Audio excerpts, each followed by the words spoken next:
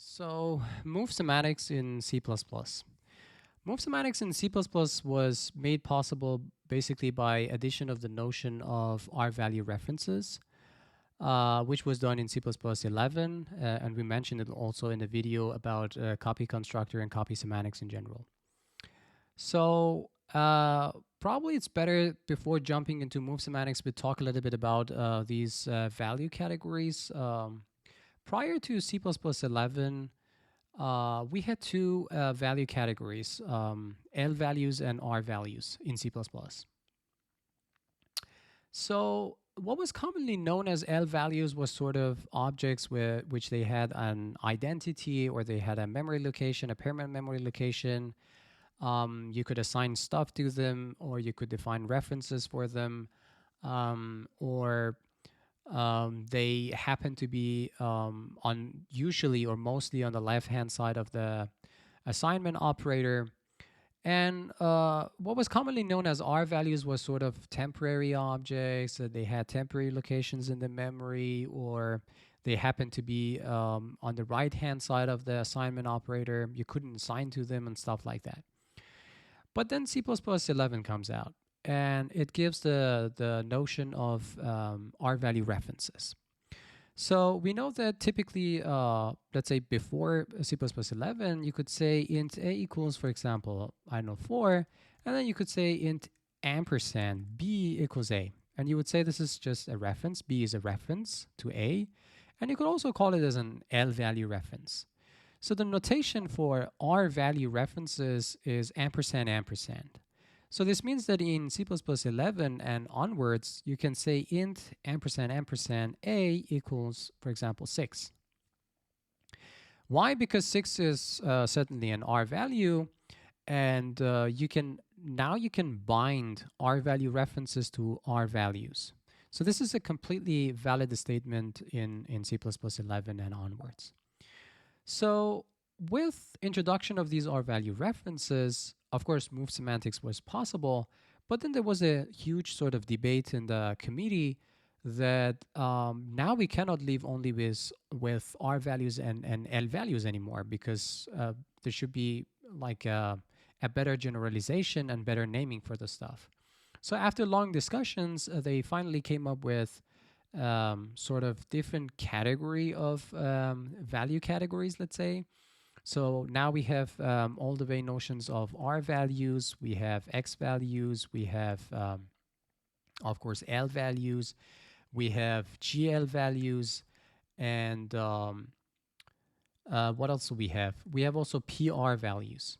So I don't want to get into technicalities of these terminology and what each one of them mean, but I don't want to also leave you unguided. So that's why to the description of this video, I put two very well-written articles, which I have taken from, let's say the links are taken from Bjarne Strastraup's website. And one article is related to copy semantics and move semantics, and the issues that might rise by implicitly or compiler-generated copy semantics or move semantics. And the second article is about these notions of R values, L values, or X values, and other stuff. So now with this technical stuff being out of the way, we can jump into some code examples. Right now I have a main.cpp right here. And to save time, I just use the same particle class that we used for copy constructor and copy assignment operator. So I want to use the same code. I can get rid of these stuff maybe. And here I want to use something which is called std move, and I want to pass in p1. And of course, with this one, I need to include utility. So I go down there. So what does this move do? We can go to the definition of it, and you can see the file is sort of here. This is in the C++ itself. So what move does is that, so we have a type def right there. So it takes the template argument, which is TP, or let's say underscore TP, and then it removes the references in case that TP is a reference. And then it sort of names it as underscore up, and then what it does, it returns a static cast of this up as an R value. And this is the argument that we pass in, right? So all move does, if you go back to here, is that the output of this std_move is going to be an R value reference. And that is why we said that move semantics was possible because we had R value references in C++11 and onwards. So right now, if I do this, let's test it. If I say G++ main.cppn, of course I need to say standard should be C++11.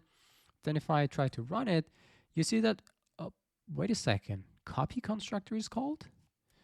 I guess we were about to talk about like move semantics and move constructors and move assignment operator. Why the heck do we have this copy constructor is getting called? And I think at least this is what Apple Clang does. I'm not 100% sure about other compilers, what kind of behavior they have. But I think this is because of backward compatibility. So if you had a sort of a legacy code which was written prior to C++11, now what compiler does is that if you were smart enough to write your code and have copy constructors and copy assignment operators, so this means that with newer standards or with new compilers, your code will not possibly break, but you lose performance because the whole point of using move operator is that to give ownership and to avoid sort of unnecessary copying. So you will not get sort of the performance because the copy constructor and the copy assignment operators are getting called. But I think that's my guess. At least that's the only let's say the only explanation that I could come up with, sort of with backward compatibility. But the way we can do move constructors, you can say move constructor.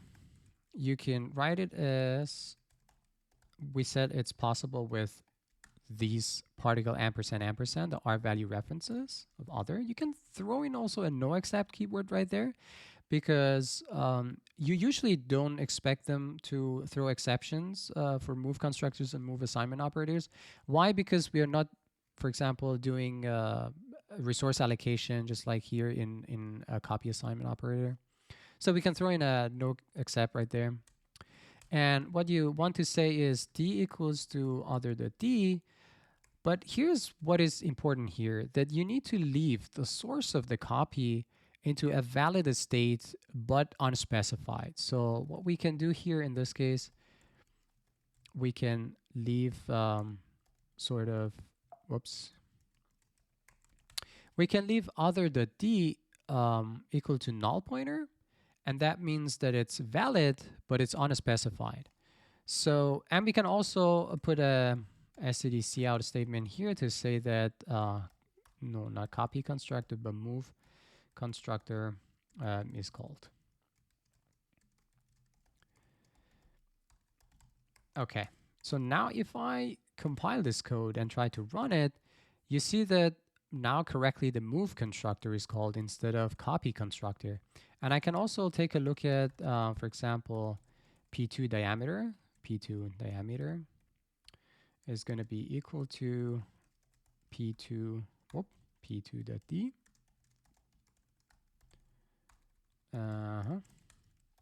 And I can do the same for P1, but of course it's not maybe a sane idea to dereference a null pointer. I just want to print the pointer itself. So if I compile that and if I try to run it, you see that move constructor is called, and now the P2 diameter is correctly set to 10, and P1 is a null pointer. So the same way that we have copy constructor and copy assignment operator, we can also define a move constructor and move assignment operator. So that's move assignment operator. And the way we do it is we say we return a reference. Operator is the equal sign, and of course we need a R value reference. And we can also throw in the same way no except right there because we're not going to do some crazy stuff such as resource allocations and so on and so forth. So here again we let's say check we are not doing dumb or stupid stuff, such as sort of moving the same object to the same object. Like if you say, for example, particle P2 or P2 equals std move P2, if you do that. So, and then of course, first we need to get rid of the data that we have. Then we need to transfer the data.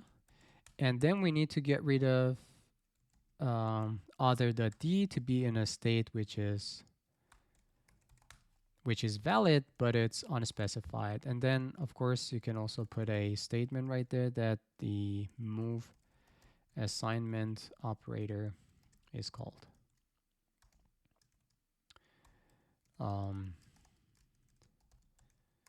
Yeah.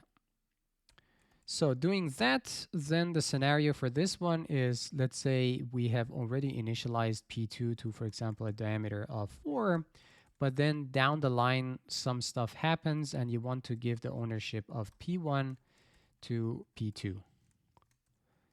And this is the way you do it. Now we have two objects which are already initialized, but you want to use the assignment operator to move P1 into P2.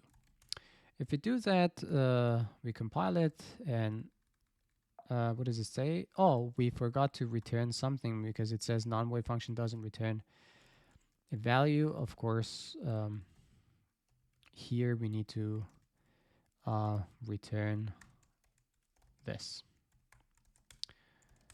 And if we compile that and we run it, you see that move assignment operator is called correctly, and P2 has a diameter of 10, and P1 is a null pointer. So there we go. This is the move constructor and move assignment operator in C++, which was possible by addition of the notion of R-value references. I hope you learned something from this video and hope to see you in the next one.